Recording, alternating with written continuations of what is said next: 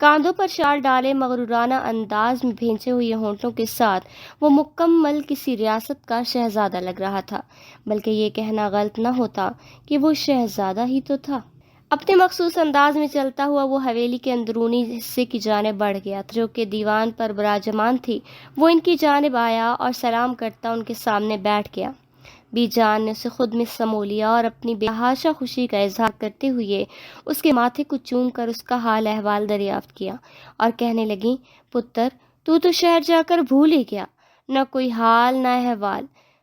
2 دن طبیعت بڑی اداس تھی، تو نے ایک فون کر کے اپنی خیریت بتائی بھی ضروری نہیں سمجھے۔ وہ جانتا تھا کہ شدید مصروفیت کی وجہ سے وہ حویلی فون نہ کر سکا اور بی جان اس سے خفا ہو گئی۔ وہ وہی ہوا تھا۔ اس نے ان کے گلے میں باہیں ڈال کر انہیں پل بھر میں منا لیا اور اس سے پیار کرنے ہوئے وہ مسکرا دی۔ جبھی اس کو حویلی کی غیر معمولی خاموشی محسوس ہی ہوئی۔ حیرت ہے، اتنے لوگوں کا ہجوم ہوتے ہوئے بھی آج اتنی خاموشی کیوں تھی؟ اس نے بی جان سے پوچھا۔ بی جان، سارے لوگ کہیں گئے ہوئے ہیں کیا؟ بی جان نے کہا، ہاں بیٹا، سرزانگا کی سالگرہ تھی تو سب وہیں گئے ہوئے ہیں۔ تو جانتا ہے میرے گھٹنوں کے درد کا اس وجہ سے میں نہیں جا سکی، لیکن اب تو ان کی واپسی کا وقت ہو رہا ہے، صبح گئے ہوئے ہیں سب۔ زرسانگا اس کی پھپھو کی بیٹی تھی۔ پھپھو کی شادی بھی خاندان میں ہوئی تھی، جس کی وجہ سے حویلی کی رونقیں کبھی کبھار اور بھی عروج پر ہوتی تھی۔ وہ گہری سانس لیتا ہوا بی جان سے اجازت لے کر آرام کرنے کی غرض سے اپنے کمرے کی جانب بڑھ گیا۔ عباس خان، وقاص خان، پیرم خان، شہباز خان 4 بھائی تھے اور ان کی 3 بہنیں تھیں، جن کا نام مریم، زینب، اسما تھا۔ ان تمام بہن بھائیوں کی شادیاں خاندان میں ہی ہوئی تھیں، کیونکہ ان کے گھر خاندان سے باہر شادی کرنے کا رواج نہیں تھا۔ عباس خان کے 3 بیٹے تھے، صالح حیدر خان، جو اپنے مختلف انداز و اطوار کی وجہ سے پورے خاندان میں سٹون مین کے خطاب سے مشہور تھے، اور 2 بیٹے معاذ خان اور یوسف خان، اور ایک بیٹی جس کا نام علیزہ تھا۔ وقاص خان کے 2 بیٹے تھے، اشر اور ابراہیم تھے، اور ان کی 3 بیٹیاں تھیں، نمرہ، مائدہ، زونیہ کا نکاح معاذ کے ساتھ ہوا تھا، جو بچپن میں طیب پذیر تھا۔ بیرم خان کے 4 بیٹے تھے، شازل، عیسیٰ، دعا اور لائبہ۔ اسی طرح شہباز خان کے بھی 4 بچے تھے، سیغم، فواد، حمزہ، شہزیب اور ایک بیٹی پلوشہ۔ لڑکوں میں کچھ بیرون ملک میں پڑھائی کی غرض سے قیام پذیر تھے اور کچھ یہیں تھے، اور لڑکیوں کو حویلی میں ہی رہ کر پڑھنے کی اجازت تھی، کہیں باہر جا کر نہیں۔ گرمی اپنے عروج پر تھی، وہ سست روی سے چلتا بس اسٹاپ پر آ کر رک گئی تھی۔ عریشہ نے اس کی غیر معمولی خاموشی نوٹ کی تھی اور اس سے وجہ پوچھی تھی تو وہ ٹال گئی، لیکن فکر کی لکیریں اس کے چہرے سے نمایاں تھیں۔ عریشہ کے کئی بار پوچھنے پر اس نے بالآخر بتا ہی دیا، بس یار، بابا کی طبیعت بہت خراب ہے اور ان کے علاج کے لیے بہت پیسے درکار ہیں۔ میں کروں تو کیا کروں؟ تم جانتی ہو ہمارے حالات کا۔ امی بھی پریشان ہے، میری پڑھائی کا خرچ پہلے ہی بہت ہے، اب بابا کی بیماری نے انہیں توڑ دیا ہے۔ وہ بھی سلائی کرتی ہیں، لیکن اس سے کتنا ہوگا، کیا ہوگا؟ وہ بہت ہی افسردہ تھی۔ عریشہ نے اسے تسلی دیتے ہوئے کہا، تم فکر نہ کرو، اللہ کو انشاءاللہ کچھ نہیں ہوگا، وہ ٹھیک ہو جائیں گے، اللہ سب بہتر کرے گا۔ وہ تسلی آمیز انداز میں مسکرائی تو وہ بھی اسے دیکھ کر ہلکا سا مسکرائی، لیکن حقیقت میں وہ بہت اداس تھی۔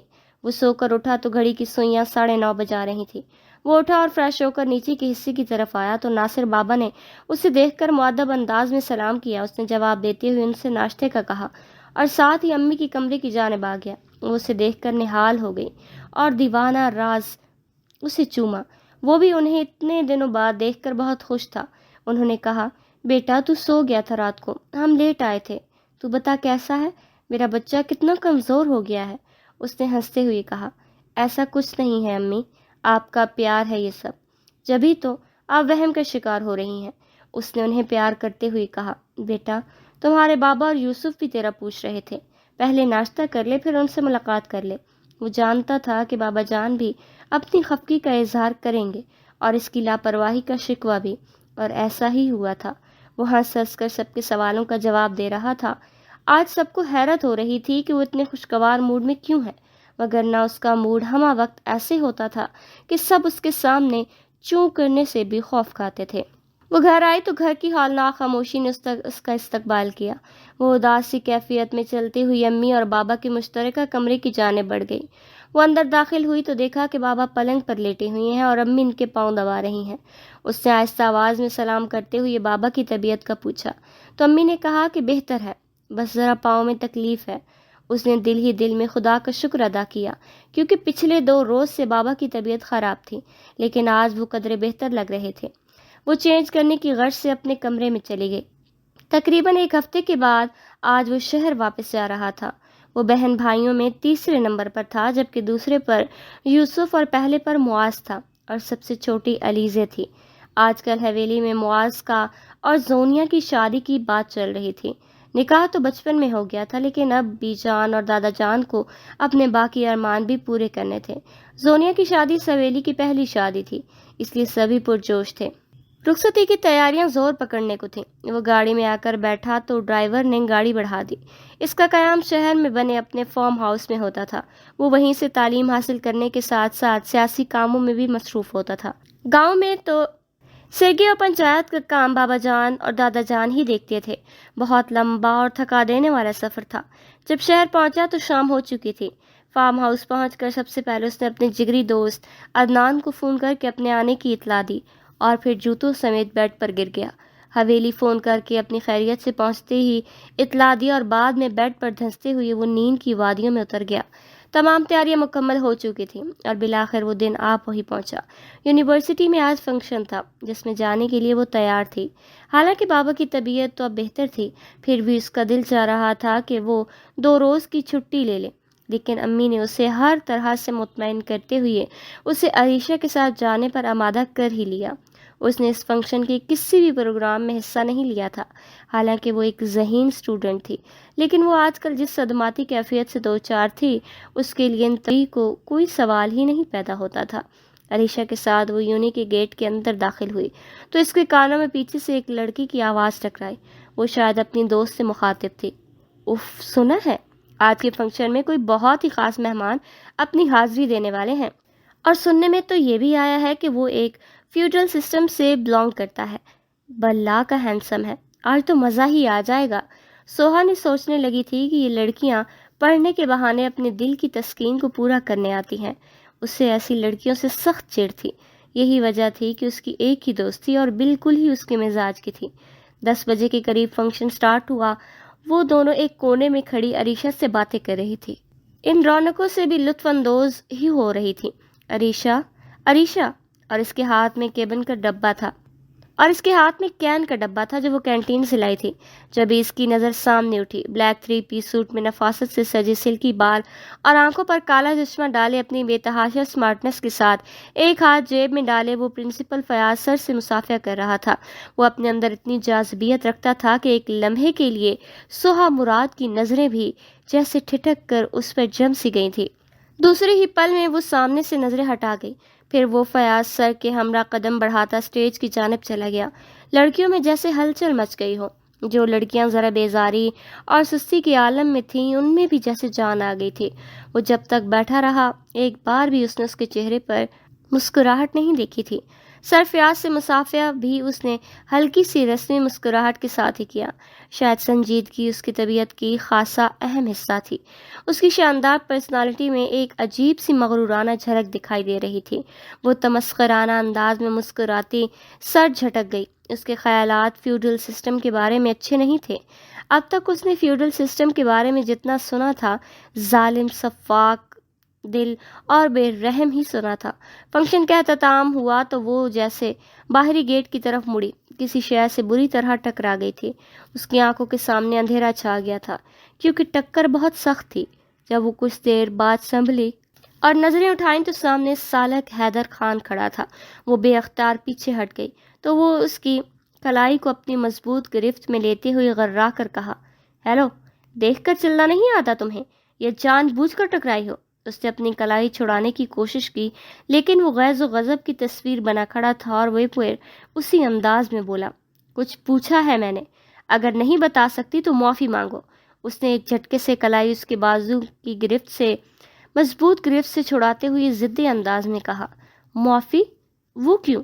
غلطی تمہاری ہے، تم مانگو، میں مر جاؤں گی لیکن معافی نہیں مانگوں گی۔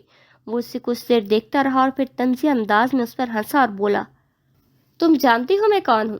سوہا مراد نے فوراً سے نہیں میں جواب دیا، میں تمہیں نہیں جانتی اور نہ ہی جاننے میں کوئی دلچسپی ہے۔ تم جو بھی ہو، ایکس وائی زی، میرا کوئی لینا دینا نہیں ہے تم سے، ہٹو میرے راستے سے۔ تم جیسے رئیس زادوں کا کام لوگوں کو صرف دھمکانا اور نیچا دکھانا ہے، لیکن میں ایسا بالکل بھی نہیں کروں گی، میں معافی نہیں مانگوں گی، سمجھے تم؟ وہ غصے میں لفظ چبا چبا کر بولی۔ ایک بار پھر اس کی کلائی کو اپنے مضبوط ہاتھوں میں بری طرح مروڑتے ہوئے اس نے غراتے ہوئے کہا، معافی تو تمہارا باپ بھی مانگے گا۔ تم مجھے جانتی نہیں ہو، تم نے بہت بڑی غلطی کی ہے مجھ سے زبان درازی کر کے۔ میں زبان کھینچ لیا کرتا ہوں جو میرے سامنے منہ کھولنے کی گستاخی کرتے ہیں۔ اس بار اس نے اپنا ہاتھ پورا زور لگا کر چھڑایا اور ایک زناٹے دار تھپڑ اس کے منہ پر دے مارا۔ یونی میں ایک ہلچل سی مچ گئی، ارد گرد دیکھ کر تماشا دیکھ کر بھیڑ لگ گئی۔ اس کی گارڈ دوڑ کر آگے بڑھے لیکن اس نے ہاتھ کے اشارے سے روک دیا۔ بعد میں اپنی بے تحاشا سرخ آنکھیں اس کی آنکھ میں اس کی آنکھوں میں ڈال کر گویا شیر کی مانند غرا کر کہا، تم نے جو غلطی کی ہے اس کا خمیازہ تمام عمر تمہیں بھگتنا پڑے گا۔ Just wait and watch, okay? یہ کہتے ہوئے وہ جھٹکے سے مڑا اور اپنی گاڑی میں جا بیٹھا۔ اس کے برعکس وہ سر جھٹک کے رہ گئی۔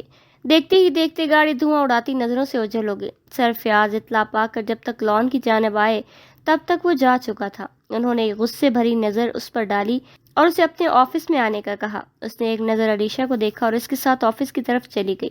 سب کی نظر اس پر تھی۔ دبی دبی سرگوشیاں بھی جاری تھیں۔ ان میں سے کچھ ایسے بھی تھے جن کو اصل معاملے کی خبر تک نہ ہو سکی تھی، اور ایسے بھی تھے جنہوں نے سب کچھ دیکھا تھا لیکن در حقیقت سوہا مراد کو رتی بھر بھی پرواہ نہیں تھی۔ اس کے خیال میں یہ سب 2 دن میں دھواں بن کر اڑ جائے گا۔ ویسے بھی اس کی دانست میں اس نے بہت اچھا کیا تھا، لیکن اب جو وقت اس کی زندگی میں آنے والا تھا اس سے وہ قطعی بے خبر تھی۔ وہ آفس میں داخل ہوئی تو سرفراز کو بے حد غصے میں پا کر اپنا منتظر پایا۔ سرفراز دونوں ہتھیلیاں پیشانی پر ٹکائے پریشان حال میں بیٹھے تھے۔ آہٹ پر سیدھے ہوتے ہی اس کی جانب نظریں کی اور اسے بیٹھنے کا اشارہ کیا۔ وہ عریشہ کے ساتھ خاصی سست روی سے سامنے رکھی چیئر پر بیٹھ گئی۔ انہوں نے چند لمحے اسے کڑی نظروں سے گھورتے ہوئے گویا غراتے ہوئے پوچھا، میں سوہا، کیا میں پوچھ سکتا ہوں کہ آپ کی ہوش و حواس سلامت ہے؟ سوہا نے ذرا نظریں اٹھا کر خاصے تحمل سے دیکھا۔ سر، غلطی میری نہیں تھی۔ سرفراز نے آبرو اچکا کر دوبارہ سوال کیا، آپ کو اندازہ ہے کہ یہ کیا کیا ہے آپ نے؟ وہ ہمارے بہت خاص مہمان تھے۔ آپ نے آج یہ بدتمیزی کر کے ثابت کرنا کیا چاہا؟ کیا آپ یہ بتانا چاہتی تھیں کہ لوگوں کو آپ بہت بہادر ہیں؟ انہوں نے غصے میں پوچھا۔ سر، بدتمیزی میں نے نہیں، ان مسٹر نے کی تھی، سوہا نے جھکتے ہوئے سر کے ساتھ جواب دیا۔ سرفراز نے گویا اسے تمہیدی نظروں میں باور کرایا۔ اگر آپ کے ساتھ آگے کچھ بھی برا ہوا تو میں پہلے ہی کلیئر کر دینا چاہتا ہوں کہ اس کی ذمہ دار میں نہیں ہوں گا، اس کی ذمہ دار آپ خود ہوں گی۔ اور ایک بات، اگر ایسی کوئی بھی بات ہوئی تو آپ کو اسی روز یونیورسٹی سے خارج کر دیا جائے گا۔ اب آپ جا سکتی ہیں۔ انہوں نے چند لمحے میں بات ختم کر دی اور جانے کا اشارہ کر دیا۔ وہ عریشہ کے ساتھ مرے مرے قدموں سے باہر نکلی اور راہداری کے بینچ پر جا کر بیٹھ گئی۔ عریشہ نے تسلی آمیز انداز میں اپنا ہاتھ اس کے ہاتھ پر رکھا تو اس نے بہت بے چارگی کے عالم میں عریشہ کی طرف دیکھا تھا۔ یار، ایک مصیبت ختم نہیں ہوتی، دوسری آ جاتی ہے میری زندگی میں۔ وہ کمینہ ہے کون جسے سر اس قدر اہمیت دے رہے ہیں؟ وہ بیزاری سے غصے بھرے انداز میں بولی، میں خود بھی سوچ رہی ہوں، تمہیں اس جیسے شخص کے ساتھ منہ نہیں لگنا چاہیے تھا، خاموشی سے پیچھے ہٹ جاتی نا۔ اب پتہ نہیں وہ کیا کرے گا۔ سر کی باتوں سے تو یہی لگ رہا ہے کہ وہ کوئی بڑا آدمی ہے۔ عریشہ کی باتوں پر وہ زور سے ہنستی اور بولی، تم بھی نا، ایسا کچھ نہیں ہے۔ میں تو سر کی باتوں پر تھوڑا سا پریشان ہو گئی ہوں، وگرنہ سچ کہوں تو مجھے اس پاگل انسان کی کوئی فکر نہیں۔ وہ ناک چڑھاتے ہوئے بولی۔ عریشہ نے اس کی طرف دیکھ کر ٹھہر ٹھہر کر کہا، سر کی باتوں سے تم اس لیے پریشان ہو کیونکہ کہیں نہ کہیں تمہیں بھی اندازہ ہے کہ وہ کچھ بھی کر سکتا ہے۔ اس کی باتوں پر سوہا مراد چپ رہ گئی۔ کھوتے ہوئے دماغ کے ساتھ وہ فارم کے اندر داخل ہوا۔ اپنے روم میں آ کر بیڈ پر جوتوں سمیت گر پڑا۔ اس کا دماغ اس قدر سلگ رہا تھا کہ دل چاہ رہا تھا کہ دنیا کی ہر شے کو آگ لگا دے۔ سلگتے ہوئے دماغ کے ساتھ اس نے سگریٹ سلگایا اور کش لگانے لگا۔ سگریٹ ختم کر کے اس نے دوسری سلگائی اور انٹرکام کے ذریعے گارڈ کو اندر آنے کا حکم جاری کیا۔ گارڈ اجازت لے کر اندر داخل ہوا تو اس نے سگریٹ پیروں تلے مسل کر اس کی جانب اپنی سرخ آنکھیں اٹھا کر دیکھا اور کہا، اس لڑکی کے متعلق مجھے A to Z انفارمیشن چاہیے، 2 دن کے اندر۔ 2 دن مطلب 2 دن، اب جا سکتے ہو۔ گارڈ سر کو اشارہ میں ہلاتے ہوئے سر کو باہر نکل گیا۔ وہ سلگتے ہوئے دماغ کے ساتھ بیڈ پر واپس رہ گیا۔ وہ یونی کی گیٹ سے نکلی تو اسے اپنے چہرے پر کسی کی نظروں کی تپش محسوس ہوئی۔ اس نے اطراف میں دیکھا تو اسے کوئی نظر نہیں آیا۔ وہ اپنا وہم سمجھ کر سر جھٹکتے ہوئے وین کی جانب چلی آئی۔ آج عریشہ اس کے ساتھ نہیں تھی، کسی وجہ سے اس نے چھٹی لی ہوئی تھی۔ وہ اکیلی آج جی بھر کے بور ہو رہی تھی۔ وہ گھر کے گیٹ پر اتری تو جیسے ہی گیٹ کھلنے کی طرف ہاتھ بڑھایا، پھر اسے احساس نے گھیر لیا۔ اس نے پیچھے مڑ کر چاروں طرف نظریں دوڑائیں تو یکا اس کی نظر اس کے کچھ فاصلے پر نیم کے درخت کے نیچے کھڑے 2 موٹے شخص پر پڑی۔ وہ کالے لباس میں تھے اور اپنی لال آنکھیں اس پر گاڑے ہوئے تھے۔ ایک عجیب سا ڈر اسے اپنے شکنجے میں جکڑنے لگا۔ وہ جلدی سے گیٹ کھول کر اندر داخل ہوئی اور اندر سے گیٹ لاک کر دیا۔ وہ تمام رات ایک پل کی نیند نہیں سو سکا تھا۔ اس کا دماغ اس قدر معاف ہو رہا تھا کہ اس کا کسی سے بات کرنے کا دل بھی نہیں چاہ رہا تھا۔ عدنان کی کئی کال پر بھی اس نے کوئی رسپانس نہیں دیا۔ حویلی سے بی جان کی کال الگ، امی کی کال الگ، بابا جان کی الگ، لیکن اس نے کسی سے بھی بات نہیں کی۔ فون بھی بج کر چپ ہو گیا تھا۔ اسے معلوم تھا سب پریشان ہو رہے ہوں گے۔ ناشتہ کر کے اس نے کال بیک کا سوچا۔ آج اس کا یونی جانے کا کوئی ارادہ نہیں تھا۔ دوسرے روز بھی وہ کالج کے لیے اکیلے روانہ ہوئی۔ آج بھی عریشہ اس کے ساتھ نہیں تھی۔ وہ امی کو خدا حافظ کہتی ہوئی تیز قدموں سے چلتی ہوئی وین میں جا کر بیٹھ گئی۔ بیٹھنے کے بعد جیسے ہی وہ سیدھی ہونے کو مڑی کہ اس کی آنکھیں پھٹی کی پھٹی رہ گئیں۔ وہی دونوں آدمی جو کل اسے گھور رہے تھے وہ وین کی سیٹ پر براجمان تھے۔ آگے شاید ڈرائیور بیٹھا ہوا تھا۔ اس سے پہلے کہ وہ کچھ سمجھتی، ایک نے رومال اس کی ناک پر رکھ ڈالا۔ اس کے بعد اس کا ذہن اندھیرے میں ڈوب گیا۔ اس کی آنکھ کھلی تو اس نے خود کو ایک وسیع و عریض کمرے میں پایا۔ وہ بیڈ پر بیٹھی ہوئی تھی۔ کچھ دیر وہ خالی نظروں سے چھت کو گھورتی رہی، پھر یک جیسے ہوش میں آ گئی ہو۔ اسے اب سمجھ میں آ رہا تھا کہ وہ کڈنیپ ہوئی ہے، لیکن کون کرے گا ایسا اور کیوں؟ اس کا ذہن اس وقت کام نہیں کر رہا تھا۔ وہ دوڑتے ہوئے دروازے کی جانب آئی اور وہ اسے بیڈ پر ڈالا، مگر دروازہ لاک تھا۔ وہ زور سے رونے لگی۔ پلیز دروازہ کھولو۔ کون ہو تم؟ مجھے کیوں کڈنیپ کیا ہے؟ دروازہ کھولو پلیز۔ اس کی یا پکار کو وہاں شاید سننے والا کوئی نہیں تھا۔ وہ تھکی ہاری انداز میں وہیں دروازے سے ٹیک لگا کر بیٹھ گئی اور بے آواز رونے لگی۔ وہ ایک شاندار کمرہ تھا جس کی ایک شے گھر کے مالک کی نفاست جھلکا رہی تھی۔ وہ لرزتے قدموں کے ساتھ چلتے ہوئی کھڑکی میں آ کر کھڑی ہو گئی، جہاں سے پیچھے لان کا منظر صاف طور پر دکھائی دے رہا تھا۔ بڑا سا سوئمنگ پول اور اس کے اطراف میں سفید دودھیا رنگ کے کبوتر لان کی خوبصورتی میں بے حد اضافے کا باعث بن رہے تھے۔ وہ کچھ دیر کھڑی رہی، پھر جیسے ہی پلٹنے کے لیے رخ موڑا تو اسے دروازے کا لاک کھلنے کی آواز آئی۔ وہ اندر آنے والے دراز قد و قامت شخص کو کمرے کی نیم روشنی کی وجہ سے صاف نہیں دیکھ سکتی تھی۔ وہ اس کے پاس آ کر کھڑا ہوا۔ اس نے سرسراتی آواز میں پوچھا، کون ہو تم؟ اسے ایک فلک شگاف کہے کی آواز سنائی دی، تمہاری یادداشت اتنی گئی گزری ہے کہ تم مجھ جیسے ہیرے کو بھول گئی؟ حیرت ہے۔ سوہا کا دماغ میں گویا جھماکا ہوا۔ اسی وقت کمرہ روشنی میں نہا گیا۔ وہ اب کھلی آنکھوں سے صاف طور پر سامنے کھڑے شخص کو دیکھ سکتی تھی۔ وہ پھٹی آنکھوں سے اس کی جانب دیکھ رہی تھی، جس کے چہرے پر فتح کے زور کے آثار نظر آ رہے تھے۔ وہ استہزائیہ نظروں سے اس کی جانب دیکھ رہا تھا۔ نفرت اس کی آنکھوں میں صاف نظر آ رہی تھی۔ پہچانا مجھے؟ یا اپنا تعارف بھی میں اپنے انداز سے کروانا پڑے گا؟ وہ غراتے ہوئے اسے کاندھوں سے پکڑ کر جھنجھوڑتے ہوئے بولا۔ سوہا مراد کو اس وقت اندازہ ہو رہا تھا کہ جس غلطی کو اس نے دھول میں اڑانا چاہا، آج وہ غلطی ایک بھیانک روپ میں اس کے سامنے کھڑی ہوئی تھی۔ تمہیں کہا تھا میں نے کہ مجھ سے پنگا مت لو، اور یہ تم اچھا نہیں کر رہی۔ اب میں تمہیں بتاؤں گا کہ مجھ سے بدتمیزی کرنے کا کیا انجام ہوتا ہے۔ تمہاری زندگی جہنم بن جائے گی۔ آج کی تاریخ سے اس دن بہت اکڑ رہی تھی نا تم، معافی نہیں مانگو گی؟ وہ ایک بار زور سے ہنسا اور مذاق اڑانے والے انداز میں بولا، اب تم روز معافی مانگو گی؟ تو نہ تمہیں معافی ملے گی اور نہ ہی رہائی، آئی سمجھ؟ اس کے دونوں گالوں کو اپنے مضبوط ہاتھوں میں جکڑتے ہوئے کہا۔ جھٹکا اتنا شدید تھا کہ وہ دوبارہ بے ہوش ہو کر اس کی باہوں میں جھول گئی۔ سالک نے ایک نفرت بھری نظر اس کی خوبصورت سراپے پر ڈالی اور اسے بیڈ پر پٹخ کر دروازہ لاک کر کے اپنے روم کی طرف بڑھ گیا۔ آج وہ بہت پرسکون نیند سونے والا تھا۔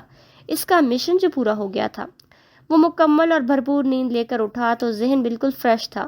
پچھلے 2 دنوں سے جس قسم کا ڈسٹربنس کا سامنا اسے کرنا پڑا تھا، وہ وجہ بھی اب ختم ہو گئی تھی۔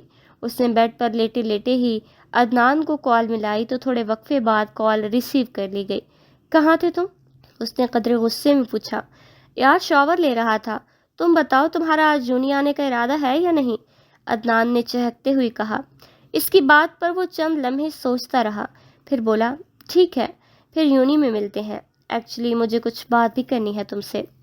اوکے، میں انتظار کروں گا، عدنان نے کہا تو وہ فون رکھ کر فریش ہونے کی غرض سے واش روم کی طرف بڑھ گیا۔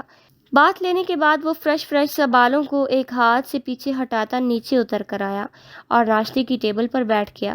مخدوم بابا نے جلدی جلدی اس کے لیے ناشتہ لگایا تو اس نے کچن کی طرف جانے مخدوم بابا کو آواز دی۔ بابا، بات سنیں۔ وہ عمر کے لحاظ سے کافی بڑے تھے، اس لیے وہ انہیں بابا ہی پکارتا تھا۔ وہ پلٹ کر ٹیبل کی طرف آئے اور تابعداری سے پوچھا، جی صاحب، کیا اس لڑکی نے کچھ کھایا؟ اس نے کچن کے سائیڈ والے کمرے کی طرف سر کے اشارے سے پوچھا۔ نہیں صاحب، میں کھانا لے کر گیا تھا لیکن انہوں نے کچھ نہیں کھایا تو میں واپس لے کر آ گیا۔ کیوں؟ محترمہ نے وجہ بتائی؟ کچھ اتنے نخرے کرنے کی؟ اس نے ابرو اچکاتے ہوئے چائے کا سپ لیتے ہوئے پوچھا۔ نہیں صاحب، وہ بس روئے جا رہی ہیں، بابا نے جھجکتے ہوئے کہا۔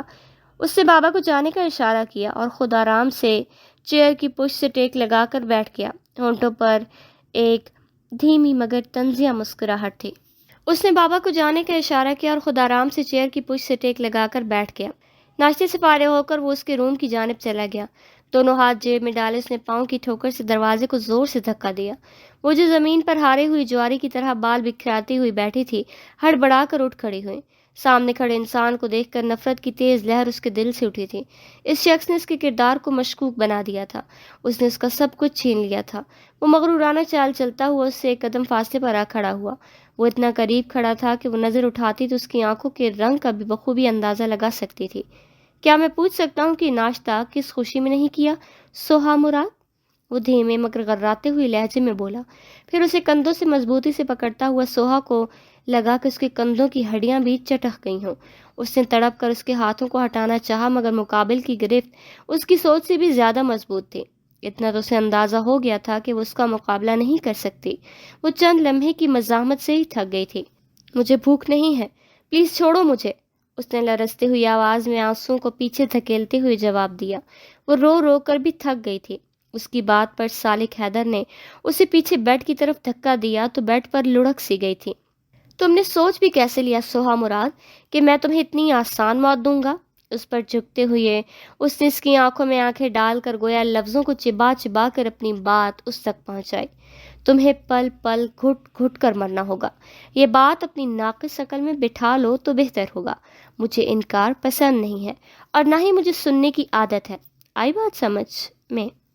تمہیں ایک بار پھر یاد دلا دوں کہ میرے سامنے منہ کھولنے کی جرت کرنے والوں کی میں زبانیں کھینچ لیا کرتا ہوں۔ اس کے اس قدر کٹھور لہجے پر وہ سن سی رہ گئی تھی کہ یک یک اس کی آنکھوں میں آنسوؤں کا ریلا بہہ نکلا۔ وہ سیدھا کھڑا ہوا اور چہرہ اوپر کر کے کہا لگایا اور پھر چپتے ہوئے لہجے میں بولا، آنسو تم عورتوں کا آخری ہتھیار ہے، لیکن شاید تم بھول رہی ہو کہ مجھ پر تمہارے یہ نام و نہاد آنسو اثر نہیں کرتے۔ سنو، انہیں بچا کر رکھو، آگے تمہارا شوق کو پورا کرنے میں یہ بہت کام آئیں گے۔ تم تو پہلے ہی مرحلے پر ڈھہ چکی ہو۔ کہاں گئے وہ تمہارے بڑے بڑے دعوے؟ وہ استہزائیہ لہجے میں بولا تو وہ اس کے قدموں میں گر پڑی۔ پلیز مجھے آزاد کر دو، میری امی اور بابا بہت پریشان ہوں گے۔ میرے بابا کی طبیعت ٹھیک نہیں ہے، انہیں کچھ ہو جائے گا۔ رحم کرو مجھ پر، رحم کرو پلیز، میں تم سے معافی مانگتی ہوں مگر مجھے آزادی دے دو۔ میرے والدین میرا غم کھا جائے گا، تمہیں خدا کا واسطہ ہے۔ اس نے اسے جارحانہ انداز میں کھینچتے ہوئے اٹھایا اور زوردار تھپڑ اس کے منہ پر دے مارا اور اپنی سرخ آنکھیں اس کی آنکھوں میں ڈال دی۔ تم نے یہ سب اس وقت نہیں سوچا جب تم نے مجھے یونیورسٹی کے اس مجمع میں مارا تھا؟ تب خدا یاد نہیں آیا تمہیں؟ کسی بھول میں مت رہنا، تم یہاں سے مر کر ہی نکل سکتی ہو، وگرنہ اس سے پہلے تم ہرگز نہیں۔ انڈرسٹینڈ؟ اس نے ایک بار پھر اسے بیڈ پر دھکا دیا اور کمرے سے باہر نکل گیا۔ بابا، اس نے اونچی آواز میں ملازم کو آواز دی۔ وہ سیکنڈ میں اس کے سامنے کھڑے تھے۔ اس کمرے کا دروازہ باہر سے لاک کریں، اور میری غیر موجودگی میں کوئی بھی یہاں آئے تو میرا بتا دیجیے گا، میں موجود نہیں ہوں، اور اگر حویلی میں سے کوئی آیا تو مجھے اطلاع کر دیجیے گا، سمجھ گئے؟ بابا نے سر میں ہلایا تو وہ بیگ اٹھاتا گاڑی کا لاک کھولتے ہوئے ڈالا۔ گاڑی کا لاک کھولتے ہوئے اسے اندر ڈالا، پھر سیٹ پر بیٹھ گیا اور گاڑی فارم ہاؤس کے گیٹ سے باہر نکال کر لے گیا۔ اس کے پیچھے اس کے حفاظتی گارڈ بھی موجود تھے۔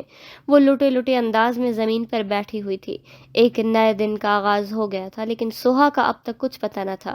یا اللہ، میری مدد کر، میرے کیے کی سزا میری بچی کو نہ دے میرے مولا، تو میرے حال سے واقف ہے۔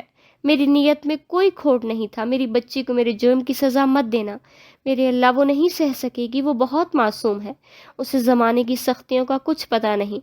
وہ پھوٹ پھوٹ کر رو رہی تھی، ان کی آنکھیں رو رو کر سوج چکی تھیں۔ وہ جس کے لیے رو رہی تھی وہ ان کی پہنچ سے کوسوں دور تھی۔ یک مراد صاحب کے کھانسنے کی آواز آئی تو وہ بری طرح کھانس رہے تھے، جس سے ان کا تنفس بگڑ گیا تھا۔ وہ بری طرح چونک اٹھی اور بھاگتے ہوئے دوسرے کمرے میں آئی۔ انہیں جلدی سے سہارا دے کر بٹھایا اور پانی کا گلاس بھر کر ان کے منہ سے لگایا۔ پانی پی کر ان کی سانسیں ذرا معمول پر آئی تھی تو انہوں نے بے دم ہو کر تکیے پر سر رکھ دیا۔ جوان بیٹے کی گمشدگی نے انہیں اور بھی بری طرح توڑ دیا تھا۔ ان کی رہی سہی طاقت بھی گویا ختم ہو گئی تھی۔ اسما بیگم نے ان کی طرف آزردہ نگاہوں سے دیکھا تو وہ تکلیف کی شدت سے آنکھیں بھیج گئے، پھر کچھ توقف کے بعد بولے، اسما، اب میں جو تم سے کہنے جا رہا ہوں صبر و تحمل کے ساتھ سننا اور خدا را سمجھنے کی کوشش بھی کرنا۔ میری چھٹی حس کہہ رہی ہے کہ اس کے پیچھے انہی لوگوں کا ہاتھ ہے۔ تو گویا ان کی سالوں کی محنت رائے گاہ نہیں گئی، انہوں نے ہمارا سراغ لگا ہی دیا۔ وہ پھیکی سی ہنسی ہنستے ہوئے گویا ہوئے، مجھے اس وقت صرف ہماری معصوم بیٹی کی فکر ہے۔ تم واپس چلی جاؤ، شاید تمہیں دیکھ کر ان کا دل پگھل جائے اور وہ ہماری بچی کو آزاد کر دیں۔ تم میری فکر مت کرو، ویسے بھی میری زندگی کے دن ہی کتنے رہ گئے ہیں، کاٹ لوں گا کسی نہ کسی طرح۔ وہ آنکھیں بند کر کے بولے تو اسما بیگم کو ان کی بات سن کر گویا سکتہ لگ گیا۔ وہ یہ کیا کہہ رہے تھے؟ جس شخص کے لیے وہ سالوں پیچھے سب کچھ چھوڑ چھاڑ کر آئی تھی، اب وہ اس طرح سے اسے خود سے جدا کرنے کو کہہ رہے تھے۔ ان کا دل رو پڑا۔ وہ کیسے چھوڑ جاتی؟ وہ شخص آج بھی ان کے لیے کل کائنات تھا، جس نے اس کی حفاظت کا کسی کانچ کے ٹکڑے کی طرح کی تھی۔ وہ اسے اس حالت میں چھوڑ کر چلی جاتی جب وہ بستر مرگ پر پڑا تھا اور جب سے ان کے سہارے کی سب سے زیادہ ضرورت تھی۔ انہوں نے بے ساختہ مراد صاحب کا ہاتھ تھام لیا۔ خدا کے لیے آپ تو ایسا نہ کہیں، میرا اب وہاں جانا کسی بھی صورت ممکن نہیں۔ جب وہاں جا کر موت ہی میرے حصے میں آنی ہے تو یہاں رہ کر زندگی کچھ پل آپ کے ساتھ ہی رہ کر کیوں نہ گزار لوں میں؟ وہ رندے ہوئے لہجے میں بولی۔ مراد صاحب خاموشی سے ان کی طرف دیکھتے رہے تو انہوں نے مزید کہا، مجھے نہیں لگتا کہ وہ ان لوگوں کے پاس ہے، کیونکہ اگر انہیں سوہا کا پتہ ہوتا تو ہمارا بھی پتہ ہوتا کہ ہم یہاں رہائش پذیر ہیں، اور وہ لوگ یہاں پہنچنے میں لمحہ نہ لگاتے۔ اللہ ضرور ہماری سنے گا، ہماری بچی ہمیں مل جائے گی، اللہ اسے اپنے حفظ و امان میں رکھے گا انشاءاللہ، اللہ ہماری سنے گا، مجھے پتہ ہے، مجھے اپنی تربیت پر پورا بھروسہ ہے، وہ ضرور لوٹ آئے گی۔ وہ آنسوؤں کے درمیان بولی تو مراد صاحب نے آہستہ آواز میں انشاءاللہ کہا اور تھکے انداز میں آنکھیں موند لی۔ کیا؟ عدنان کو زبردست اچھو لگا۔ اس نے جوس کا کین ٹیبل پر رکھا اور بے یقینی سے اس کی جانب دیکھا جو ٹانگوں پر ٹانگیں جما کر اس کی حیرت سے لطف اندوز ہو رہا تھا۔ لیکن کیوں یار، تم نے ایسا کیوں کیا؟ یہ غلط ہے، تمہیں اس بیچاری کے ساتھ ایسا نہیں کرنا چاہیے تھا۔ عدنان نے بے یقینی اور تعصب سے ملے جلے لہجے میں اپنی بات کہنے جائی تو مقابل نے گویا چلتی ہوئی آگ میں جا گرا۔ اس وقت دونوں کیفے میں بیٹھے ہوئے تھے۔ اس نے زوردار مکہ ٹیبل پر مارا تو عدنان اچھل پڑا۔ کیا کہا تم نے؟ تم اس کے دفاع میں بول رہے ہو اور تمہیں ساری بات پتہ چلنے کے بعد بھی اب بھی یہی لگتا ہے کہ میں غلط تھا؟ تمہیں یہ نہیں دکھ رہا کہ اس 2 ٹکے کی لڑکی جس کی اوقات میرے جوتوں کے بھی چھونے کی نہیں، اس نے مجھے تھپڑ مارا؟ وہ چپتے لہجے میں اپنی سرخ آنکھیں عدنان کی آنکھوں میں ڈالتے ہوئے بولا تو عدنان کو ایک لمحے کو اس سے خوف محسوس ہوا، پھر وہ ہمت جمع کر کے بولا، لیکن سالے کے اس بیچارے کے گھر والے بہت پریشان ہوں گے، ان پر کیا گزر رہی ہوگی؟ اس بارے میں سوچا تم نے؟ اس کی بات پر صالح کو حیدر نے چبھتی ہوئی نظروں سے گھورا اور سلگ کر بولا، what the hell are you? میری جوتوں کی بھی پرواہ نہیں۔ میرے پاس اتنا فضول ٹائم نہیں کہ اس کے گھر والوں کے بارے میں سوچنے بیٹھ جاؤں۔ اب چلو، مجھے حویلی میں دادا سائیں اور بابا جان سے بات بھی کرنی ہے، ورنہ وہ فکر مند ہوں گے۔ وہ گاڑی کی کیز اٹھاتا ہوا بولا تو عدنان بہت کچھ کہنے کی چاہ میں دل میں دبائے محض اسے تعصب سے دیکھتا اس کی ہمراہی میں کیفے سے باہر نکلا۔ فارم ہاؤس آنے کے بعد اس نے کپڑے تبدیل کیے۔ جب ہی اس کے موبائل پر رنگ ہوئی، دیکھا تو اسکرین پر دادا سائیں کا نام جگمگا رہا تھا۔ اس نے فون ریسیو کر کے کان سے لگایا۔ السلام علیکم دادا سائیں۔ اس نے کافی کا مگ اٹھاتے ہوئے سلام کیا تو دوسری جانب سے دادا سائیں نے سلام کے جواب کے ساتھ ہی سوال پوچھا، اور بتا برخودار، حویلی کب آنا ہے تم نے؟ یہاں سب کو ہی تمہارا انتظار ہے، زونیا کی بھی رخصتی ہونے کو ہے، یہاں شادی کی تیاریاں ہو رہی ہیں اور تم شہر جا کر بیٹھ گئے ہو۔ دادا سائیں کی شکوے پر اس کے ہونٹوں پر ہلکی سی مسکراہٹ آ گئی۔ میرے لاسٹ سیمسٹر چل رہے ہیں، میں ایک ہفتے کے اندر فارغ ہو کر آتا ہوں، اس نے متانت سے جواب دیا۔ دوسری جانب دادا سائیں بھی شاید اس کے جواب سے تھوڑے سے مطمئن ہو گئے تھے۔ اور بتاؤ صاحبزادے، آج کل اور کیا مصروفیات ہیں آپ کی؟ کچھ خاص نہیں بابا سائیں، آج کل اسٹڈی میں ہی مصروف ہوں۔ دادا سائیں کی بات پر وہ کچھ لمحے کے لیے خاموش کے بعد بولا۔ کچھ دیر ادھر ادھر کی باتیں کرنے کے بعد انہوں نے فون رکھ دیا تو صالح حیدر نے جھنجھلاہٹ بھرے انداز میں کافی کا مگ دیوار پر دے مارا۔ اسے ایک ہفتے کے اندر ہر حال میں حویلی پہنچنا تھا، اور اس لڑکی کو وہ یہاں چھوڑ کے جانا مناسب نہیں تھا، اور نہ حویلی لے کر جانا مناسب تھا۔ وہ غصے سے مٹھیاں بھینج کر رہ گیا۔ اس کا حال اسے ایک ہفتے کے اندر نکالنا تھا۔ اس نے زوردار لہجے میں گارڈ کو آواز دی، زبیر۔ وہ دوڑتا ہوا آ کر کمرے کے دروازے پر کھڑا ہو گیا۔ اندر آؤ، اس نے باروب آواز میں کہا۔ جی صاحب، گارڈ نے جھکی ہوئی سر کے ساتھ پوچھا۔ تم نے صرف اس لڑکی کے باپ کا نام بتایا، لیکن تم نے اس کی ماں کا نام نہیں بتایا، اور یہ بھی نہیں بتایا کہ اس کے اور بھی بہن بھائی ہیں یا یہ محترمہ نور جہاں اکیلی ہی ہیں؟ تم سے میں نے کہا تھا نا کہ مجھے A to Z انفارمیشن چاہیے، اس نے غصے بھرے لہجے میں پوچھا۔ دیر سے ہی صحیح گارڈ کی شامت آ ہی گئی تھی۔ معاف کر دے صاحب، میں بھول گیا بتانا، لڑکی کی ماں کا نام اسما ہے، اور یہ اپنے ماں باپ کی اکلوتی اولاد ہے۔ اسما نام پر اس نے چونک کر زبیر کی جانب دیکھا۔ ٹھیک ہے، تم جاؤ، اس نے اسے جانے کا اشارہ کر کے سگریٹ سلگائی۔ اس کے بھیجے ہوئے تاثرات کچھ اور بھی بھیج گئے۔ اسے تو اس نام سے ہی نفرت تھی۔ سالوں پہلے اس نام نے جو داغ حویلی کی اونچی دیواروں پر لگائے تھے، اس کے نشانات آج بھی نہیں مٹ سکے۔ وہ سگریٹ کی گہرے کش لیتی ہوئی پرسوچ انداز میں سامنے ٹیبل پر پڑی ایش ٹرے میں بکھری راکھ کو گھور رہا تھا۔ علیزے غرارے کو بیڈ پر پھیلائے غور سے اس کا معائنہ کر رہی تھی۔ رخسار بیگم کمرے میں داخل ہوئیں اور اپنی لاڈلی بیٹی کی بےتابی دیکھ کر مسکرا دیں، پھر وہ چلتی ہوئی بیڈ پر آ کر بیٹھ گئی۔ علیزے نے ماں کو دیکھا تو بےتابی بھرے انداز میں ان کے پاس ہی آ کر بیٹھ گئی۔ امی، میں اس غرارے میں پیاری تو لگوں گی نا؟ میری لالا کی شادی ہے، میں سب سے پیاری دکھنا چاہتی ہوں، زونیا آپی سے بھی پیاری۔ وہ چہکتے ہوئی بولی تو رخسار بیگم نے اس کی پیشانی چوم لی۔ میری بیٹی تو اتنی پیاری لگے گی کہ لوگ دیکھتے ہی رہ جائیں گے، انہوں نے اسے اپنے ساتھ لپٹاتے ہوئے کہا تو علیزے کے چہرے پر خوشی کے آثار دگنا ہو گئے۔ امی، حیدر لالا کب آئیں گے؟ کیا وہ شادی کے دن آئیں گے؟ اتنے دن ہو گئے ہیں، میری ان سے بات بھی نہیں ہوئی۔ وہ ذرا خفگی سے بولی، میری بات ہوئی ہے بیٹا، اس کے آخری سیمسٹر چل رہے ہیں، 2-3 دن میں فراغت حاصل کر کے آئے گا۔ اصولاً تو اسے یہی ہونا چاہیے تھا، حویلی میں اتنی رونق لگی ہوئی ہے، اور وہ شہر کی ویرانیوں میں جا کر بیٹھ گیا، لیکن وہ کر بھی کیا کرے، مجبوری ہے اس کی بھی بیٹا، انہوں نے پیار سے اسے سمجھاتے ہوئے کہا تو وہ بھی مطمئن ہو گئی۔ وہ اس کمرے میں آیا جہاں وہ وجود پچھلے 2 دنوں سے اس کی قید میں تھا۔ وہ اندر آیا تو سامنے ہی گھٹنوں میں سر دیے اس لڑکی پر نظر پڑی تھی جو اسی کپڑے میں ملبوس تھی جو اس نے 2 دنوں سے پہلے زیب تن کیا تھا۔ لمبے بکھرے بال اور اس کا یہ لاچار انداز اسے کسی شکست کا واضح طور پر اعلان کر رہا تھا۔ وہ سر جھٹکتے ہوئے چلتا ہوا چیئر پر بیٹھ گیا اور کچھ لمحے اسے کینہ توڑ نظروں سے گھورتا رہا جس میں حقارت ہی حقارت تھی۔ اپنا چہرہ اوپر کرو، وہ باروب آواز میں بولا، لیکن وہ پھر بھی اسی زاویے پر ساکن بیٹھی رہی۔ کچھ بکواس کی ہے میں نے، سنا نہیں تم نے؟ اب کی بار وہ گویا دھاڑتے ہوئے بولا تو وہ لامحالہ اسے چہرہ اوپر کرنا پڑا۔ وہ شاید رو رہی تھی، وہ قدرے فاصلے سے بھی اس کی آنکھوں سے گرتے آنسو دیکھ رہا تھا۔ او، تو رونے کا شغل پورا کیا جا رہا ہے، امیزنگ، لیکن شاید تمہیں پتہ نہیں ہے کہ ان سے مجھے شدید نفرت ہے۔ وہ اس کے قریب آتا اس کے آنسو کی طرف اشارہ کرتے ہوئے بولا، میں چاہتا ہوں تو تمہیں یہاں لانے کے بعد تم سے باقی کی انفارمیشن بھی لے سکتا تھا، لیکن تمہارے ڈرامے ہی ختم نہیں ہوتے اور مجھے انتظار کرنے کی عادت نہیں ہے۔ اس بار بھی اس کا نشانہ اس کے آنسو ہی تھے۔ پلیز مجھے جانے دو، تم جو کہو گے میں کروں گی، لیکن مجھے جانے دو پلیز۔ وہ سسکتے ہوئی بولی تو وہ خون آلود آنکھوں سے اسے دیکھتا اسے کندھوں سے جھپٹ کر کھڑا کر گیا۔ یہاں سے جانے کا اب خواب میں بھی مت سوچنا، البتہ اپنی جو بھی میں کہوں گا مانو گی والی بات سے مکر مت جانا۔ اب تو بولو، جو بھی میں کہوں گا بنا کسی ڈرامے کے، بنا کسی شور و غل کے مانو گی؟ ویسے تو تمہیں ہر حال میں ماننی ہوگی میری بات، اب یہ تم پر ڈیپینڈ کرتا ہے کہ تم کس انداز میں میرے حکم کی تعمیل کرنا پسند کرو گی۔ اس کی بات پر اس سوالیہ نظروں سے اسے دیکھنے لگی۔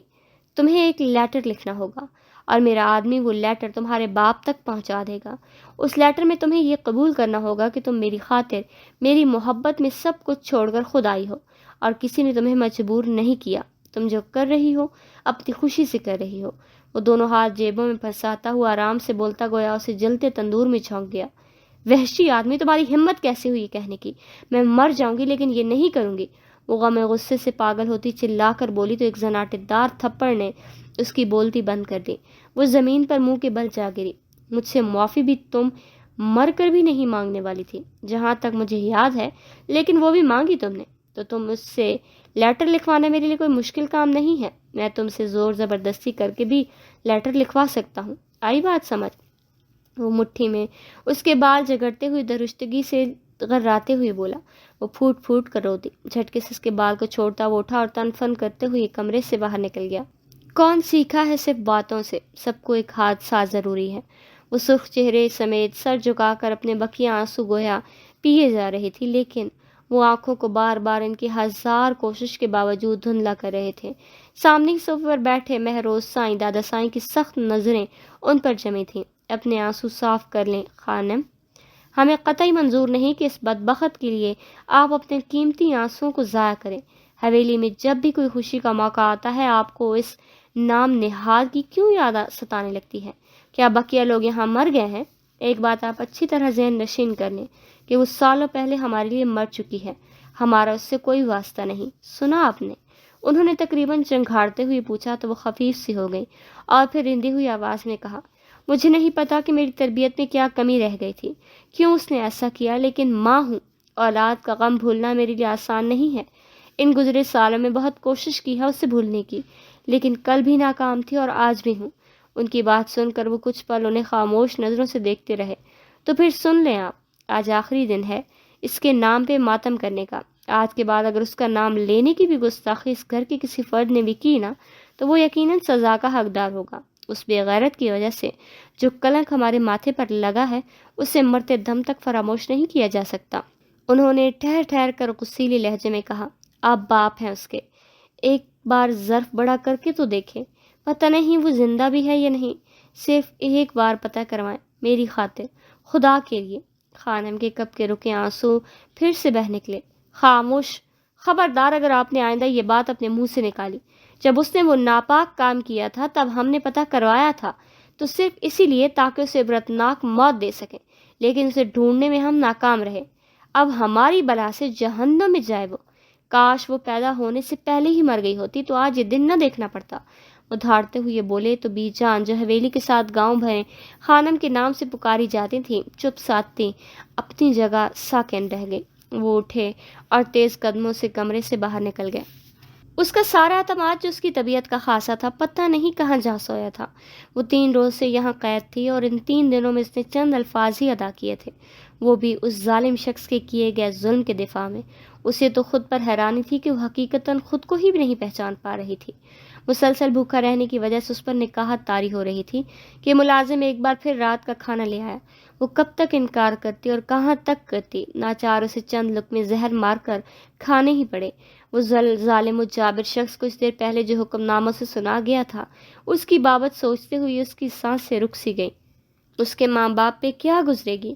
انہیں تو اس پر اندھا یقین تھا۔ وہ اعتماد اور بھروسے جو اپنوں نے اس پر کیا تھا، وہ ریزہ ریزہ ہو کر اپنی موت آپ مر جائے گا۔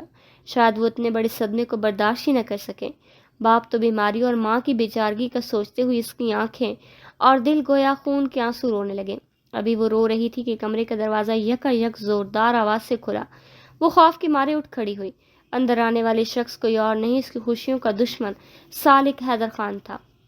تو تم نے کھانا کھا ہی لیا، اس کا مطلب کہ اب تمہیں بھی ناقص عقل میں یہ بات سما چکی ہے کہ اس کے علاوہ تمہارے پاس کوئی چارہ نہیں، وہ تمسخرانہ لب و لہجے میں بولا۔ وہ کچھ کہے بغیر شغل بار نظروں سے اس سے گھورتی رہی تھی۔